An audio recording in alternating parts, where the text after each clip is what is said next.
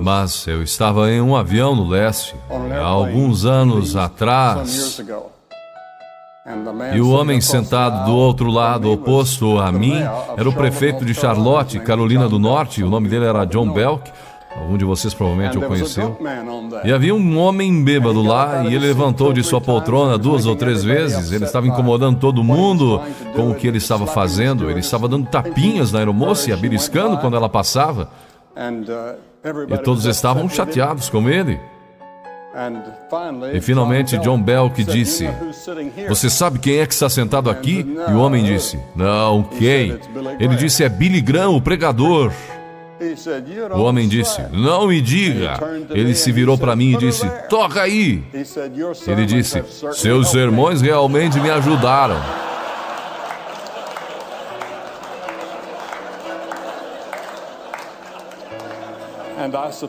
E eu suponho que isso seja verdade para milhares de pessoas.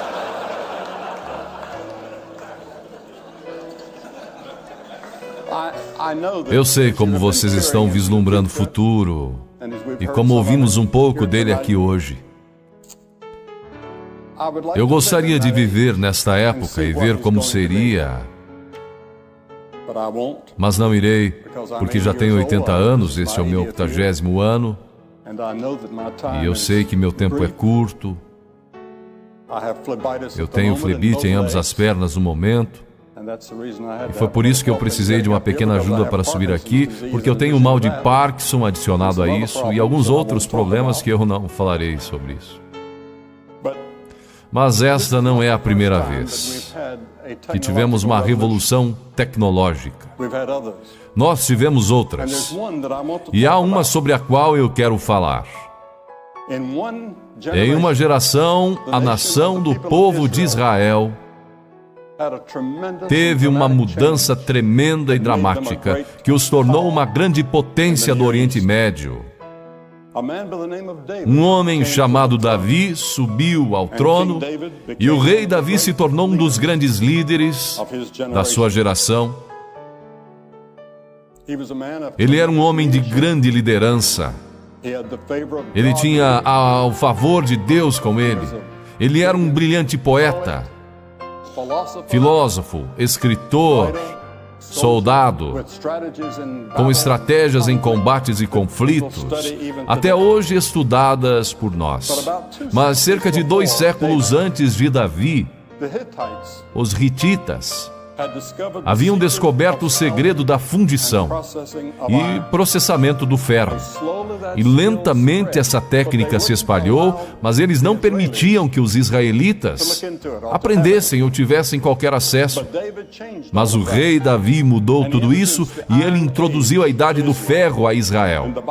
A Bíblia diz que Davi construiu grandes depósitos de ferro, sobre quais arqueólogos descobriram na Palestina dos dias atuais existir evidências daquela geração. Agora, ao invés de ferramentas rudimentares, feitas de madeira e pedra, Israel agora tinha arados de ferro, foices, enxadas, armas militares. E no curso de uma geração, Israel foi completamente transformada. A introdução do ferro, de certa forma, teve um impacto um pouco parecido com o que o microchip teve na nossa geração.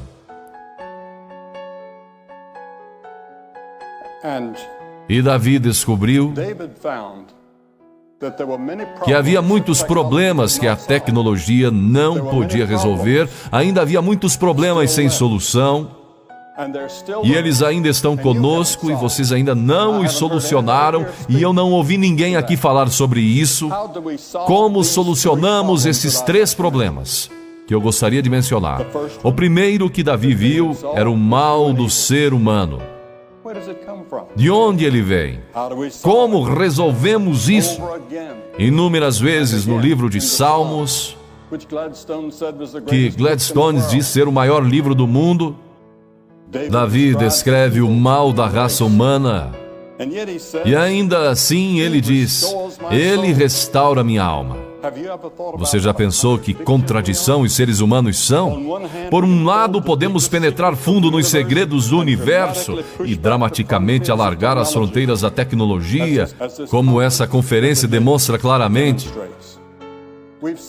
Nós já vimos o fundo do oceano 3 milhas abaixo, ou galáxias a milhares de bilhões de anos-luz no futuro. Mas, por outro lado, algo está errado.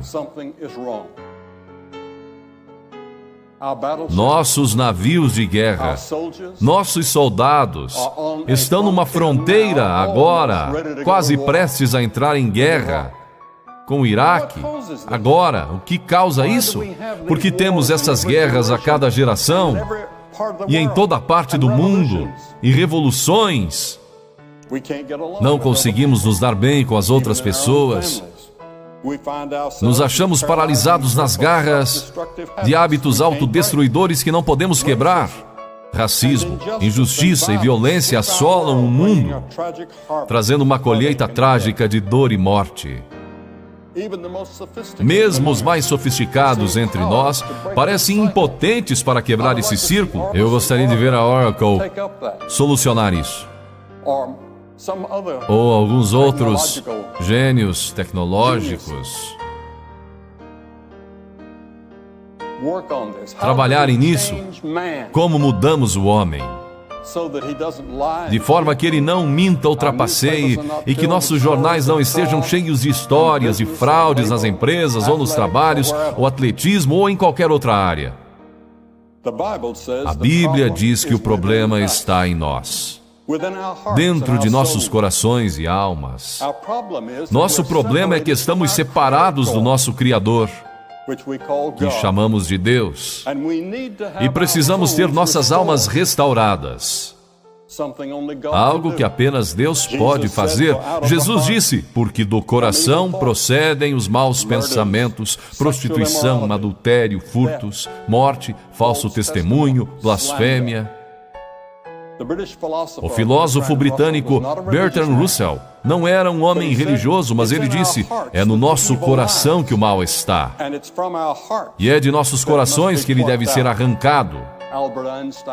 Albert Einstein, eu estava conversando com alguém quando palestrava em Princeton e encontrei com o Sr. Einstein. Ele não tinha um diploma de doutor porque ele disse que ninguém estava qualificado para lhe dar um. Mas ele disse essa frase. Ele disse: é mais fácil desnaturar plutônio do que desnaturar o mal do espírito do homem. E eu sei que muitos de vocês pensaram sobre isso e se intrigaram com isso. Vocês viram pessoas pegarem avanços tecnológicos benéficos, como a internet, que ouvimos a respeito hoje à noite, e distorcê-los em algo corruptor. Vocês viram pessoas brilhantes criarem vírus de computador que fazem cair sistemas inteiros. O bombardeio da cidade de Oklahoma foi simples tecnologia, horrivelmente usada. O problema não é a tecnologia. O problema é a pessoa ou pessoas usando-a. O rei Davi disse que ele conhecia as profundezas de sua própria alma. Ele não poderia se libertar de problemas sociais e pecados pessoais, que incluíam assassinato e adultério. No entanto, o rei Davi buscou o perdão de Deus e disse: tu restauras minha alma. Vejam vocês, a Bíblia ensina que nós somos mais do que um corpo e uma mente. Nós somos uma alma. E existe algo dentro de nós que vai além do nosso entendimento. Essa é a parte de nós que anseia por Deus ou por algo mais do que encontramos na tecnologia. A sua alma é a sua parte que anseia por significado na vida e que busca por algo além dessa vida.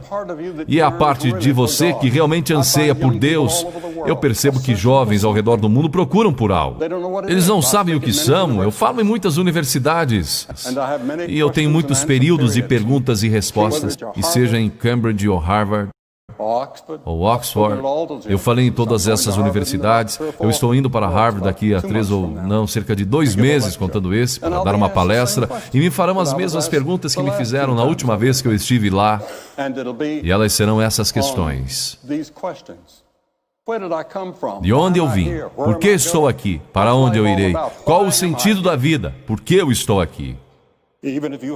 Mesmo se você não tem religião, existem ocasiões quando você pensa que existe algo mais.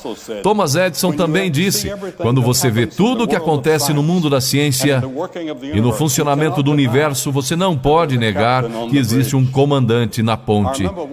Eu lembro uma vez, me sentei ao lado da senhora Gorbachev num jantar na Casa Branca e fui até o embaixador Dobrynin, que eu conheço muito bem. Eu estive na Rússia por várias vezes durante o comunismo. Eles me deram uma liberdade maravilhosa que eu não esperava. E eu conheci o Sr. Dobrynin muito bem e eu disse: eu vou me sentar ao lado da Sra. Gorbachev hoje à noite sobre o que eu devo conversar com ela. E ele me surpreendeu com a resposta. Ele disse: fale sobre religião e filosofia com ela. Isso é no que ela está realmente interessada. Eu estava um pouco surpreso, mas naquela noite foi sobre o que conversamos. E foi uma conversa estimulante. E depois ela disse: o Senhor sabe, eu sou uma ateia, mas eu sei que existe algo lá em cima maior do que nós. O segundo problema que o rei Davi percebeu que ele não podia resolver era o problema do sofrimento humano. O escritor do livro mais antigo do mundo foi Jó. E ele disse: mas o homem nasce para a tribulação como as faíscas se levantam para voar. Sim, certamente a ciência fez muito para retardar certos tipos de sofrimentos humanos, mas eu, em poucos meses, terei 80 anos de idade. Eu admito que sou grato por todos os avanços médicos que me mantiveram com saúde relativamente boa todos esses anos. Meus médicos na clínica Mayo me desencorajaram a vir nesta viagem para estar aqui. Eu não dou uma palestra há quase 4 meses. E quando você fala tanto quanto eu, de 3 a 4 vezes por dia, você fica enferrujado. É por isso que eu estou usando este palanque e usando essas notas. Toda vez que vocês me ouvem na televisão ou em algum lugar, eu estou improvisando. Eu não estou lendo, eu nunca leio um pronunciamento. Eu nunca leio um discurso, uma fala ou uma palestra. Eu falo de improviso.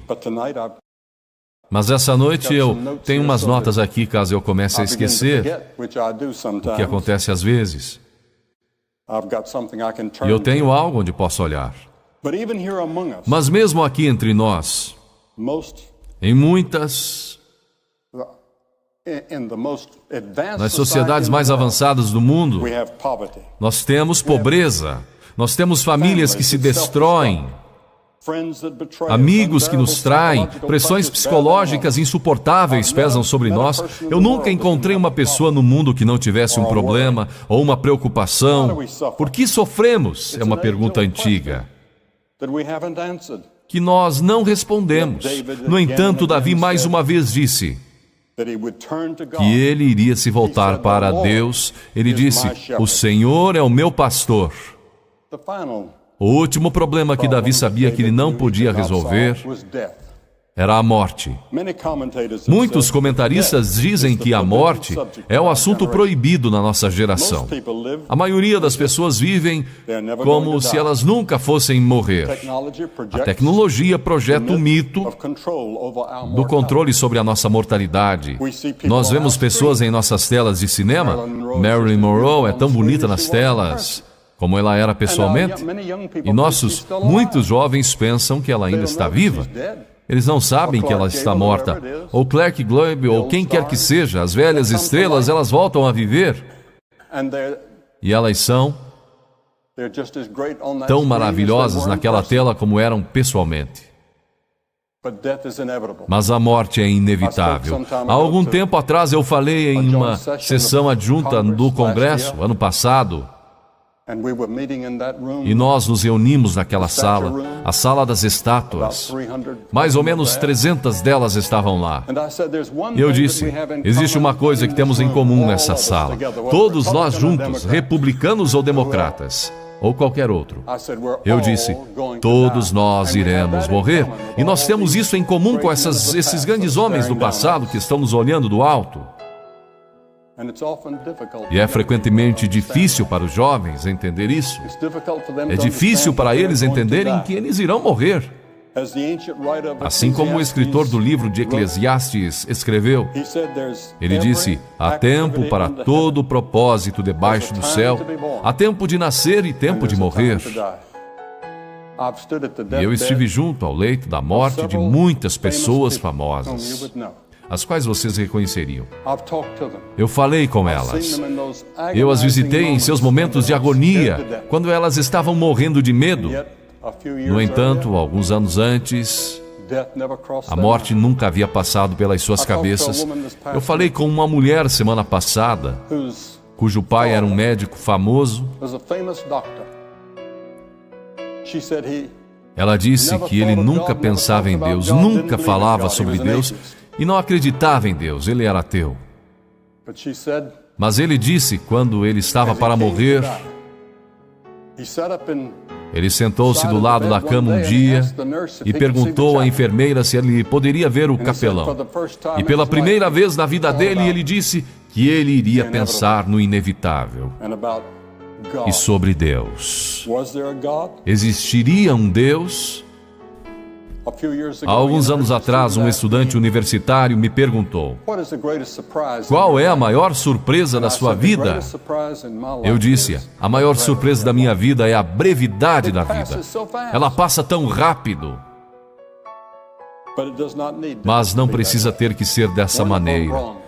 Wernher von Braun, após o término da Segunda Guerra Mundial, concluiu: a ciência e a religião não são antagônicas. Pelo contrário, elas são irmãs. Ele colocou isso a nível social. Eu conhecia bem o Dr. Von. E ele disse: falando por mim mesmo, eu posso apenas dizer que a grandiosidade do cosmos serve apenas para confirmar uma crença na certeza de um Criador.